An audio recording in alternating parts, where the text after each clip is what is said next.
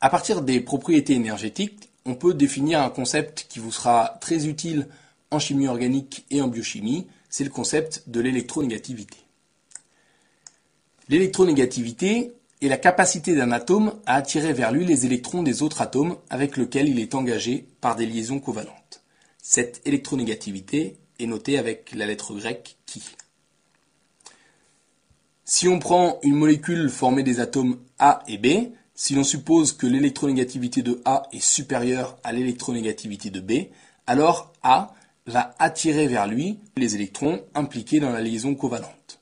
On redéfinira lors du cours suivant ce qu'est une liaison covalente, mais c'est quelque chose que vous avez déjà vu au lycée. Le fait que A attire à lui les électrons est symbolisé par cette flèche bleue qui montre que les électrons vont être plus localisés sur A que sur B du fait de cette différence d'électronégativité. Pour l'électronégativité, on va définir différentes échelles. On va en voir deux. L'échelle de Mulliken. Pour Mulliken, l'électronégativité est proportionnelle à la somme énergie d'ionisation plus affinité électronique. En chimie, on utilise plus l'échelle de Pauling, qui est une échelle expérimentale et qui dépend de l'énergie de liaison entre un atome A et un atome B. L'échelle de Pauling utilise une origine conventionnelle, qui est que le fluor, qui se trouve être l'élément le plus électronégatif de la classification périodique, a pour valeur d'électronégativité une valeur de 4. Si on s'intéresse à l'évolution dans la classification périodique de l'électronégativité, alors ici avec une classification encore une fois réduite aux éléments du bloc S et du bloc P, et des valeurs en bleu selon l'échelle de Mulliken et en rouge selon l'échelle de Pauling, une première chose qu'on constate, c'est qu'on ne définit pas d'électronégativité pour les gaz nobles.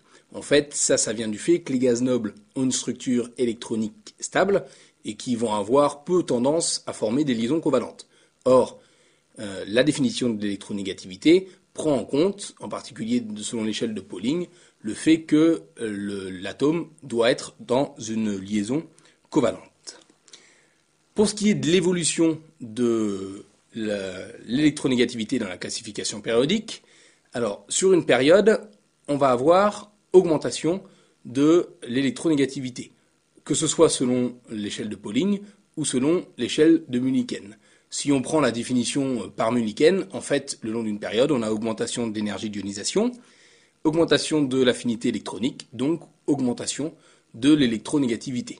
Alors vous voyez encore une fois que ce sont des grandes tendances et que dans l'échelle bleue, l'échelle de Mulliken, si on passe du bord Z égale 5 au carbone, Z égale 6 à l'azote, Z égale 7, on a des ruptures dans cette évolution. Encore une fois, on regarde ici que les grandes tendances.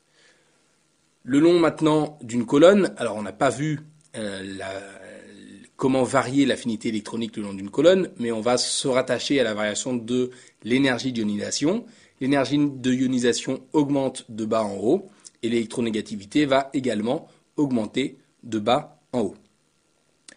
Alors on voit avec ça que, étant donné que l'électronégativité augmente de bas en haut et de gauche à droite, on va se retrouver avec l'élément fluor, Z égale 9, qui va être l'atome le plus électronégatif de la classification périodique, l'élément le plus électronégatif. Au niveau de l'électronégativité, il faut retenir les éléments les plus électronégatifs. Pour ça, en chimie et en biochimie, on sert essentiellement de l'échelle de Pauling et on met de côté celle de Mulliken.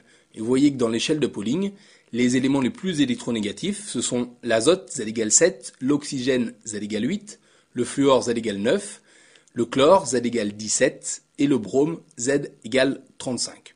Voilà en fait les 5 éléments qu'on prend comme les éléments les plus électronégatifs de la classification périodique. Il existe une phrase mnémotechnique pour retenir les éléments les plus électronégatifs et l'ordre de ces éléments les plus électronégatifs. Je vais vous la donner, même si c'est une phrase que je n'aime pas beaucoup.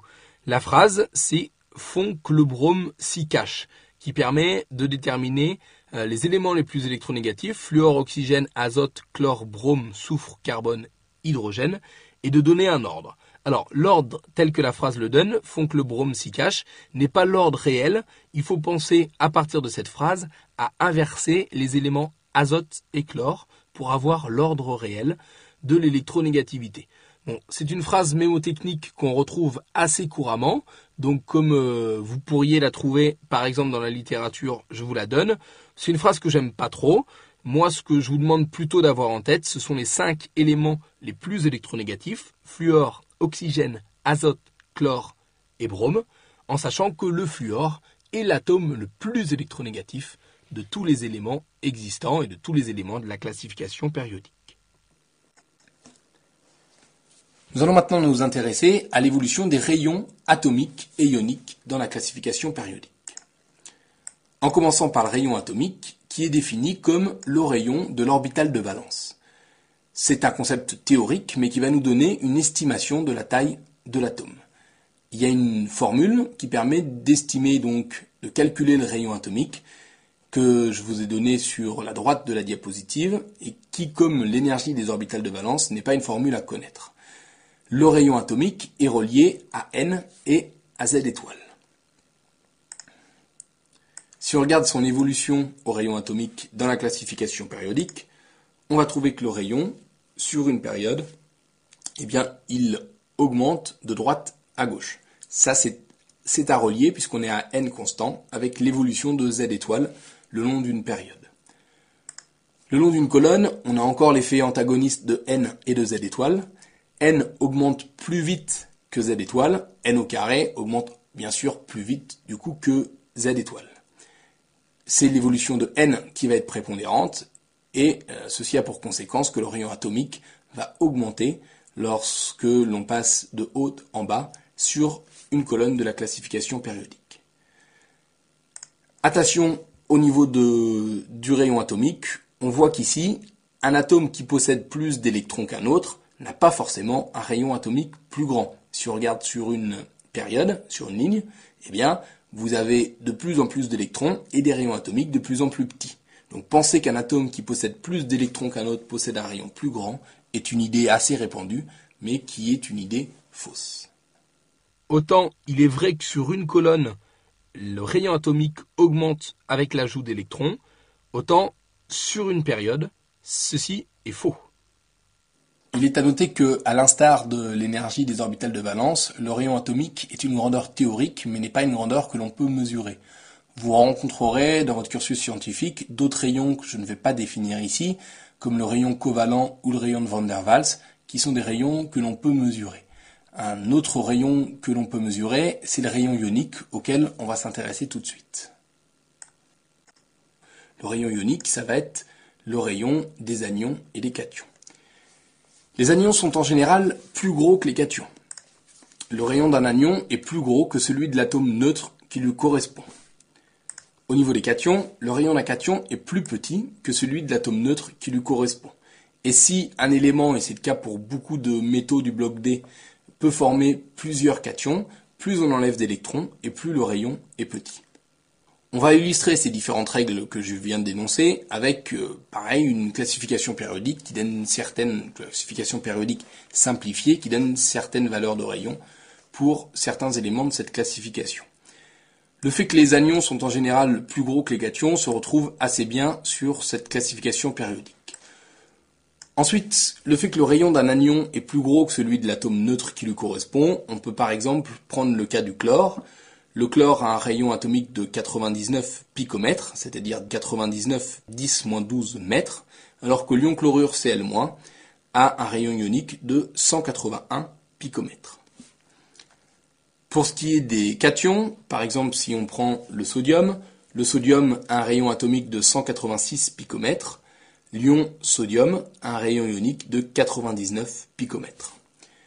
Si on veut prendre un métal du bloc D pour voir lorsqu'il peut former plusieurs cations, que effectivement plus on enlève d'électrons et plus le rayon est petit, on peut s'intéresser par exemple au cas du fer. On va trouver que l'ion Fe2+ a un rayon ionique de 82 picomètres, ce qui est plus grand que le rayon ionique de l'ion Fe3+, où on a enlevé encore un électron, qui a un rayon ionique de 67 picomètres. On va terminer ce chapitre en définissant les notions de polarisation, de pouvoir polarisant et de polarisabilité. C'est directement lié aux histoires de rayons atomiques et de rayons ioniques, et ce sont des concepts qui vous serviront en chimie organique et en biochimie. La polarisation, c'est la déformation du nuage électronique sous l'action d'un champ électrique. Le pouvoir polarisant, ça va être la capacité d'une espèce à engendrer la polarisation d'autres espèces, c'est-à-dire à créer ce champ électrique qui va polariser une espèce qui lui est proche. Plus une espèce est petite et plus elle est chargée, plus elle sera dite polarisante. A l'inverse, la polarisabilité, c'est la capacité d'une espèce à subir une polarisation. Plus une espèce va être grosse et plus elle sera polarisable. Ce cours sur la classification périodique des éléments est maintenant terminé. On va voir ensemble ce qu'il est important de maîtriser. Le grand 1 présentait en premier lieu un bref historique qui est du ressort de votre culture scientifique. Puis était présenté un certain nombre de généralités sur la classification actuelle, dont il faut juste avoir en tête l'organisation générale, ainsi que les principales familles et leurs propriétés. Il est bien entendu totalement exclu d'apprendre par cœur la classification. Alors comprendre l'organisation générale de la classification périodique doit vous amener à savoir facilement trouver par exemple la place d'un élément à partir de sa configuration électronique. Pour ce qui est de l'évolution des propriétés, il faut connaître les évolutions de l'énergie d'ionisation, de l'affinité électronique et de l'électronégativité. Il faut avoir en tête les éléments les plus électronégatifs et retenir que le fluor est l'élément le plus électronégatif de la classification périodique. Ce cours sur la classification périodique des éléments est maintenant terminé. On va voir ensemble ce qu'il est important de maîtriser. Le grand 1 présentait en premier lieu un bref historique qui est du ressort de votre culture scientifique. Puis était présenté un certain nombre de généralités sur la classification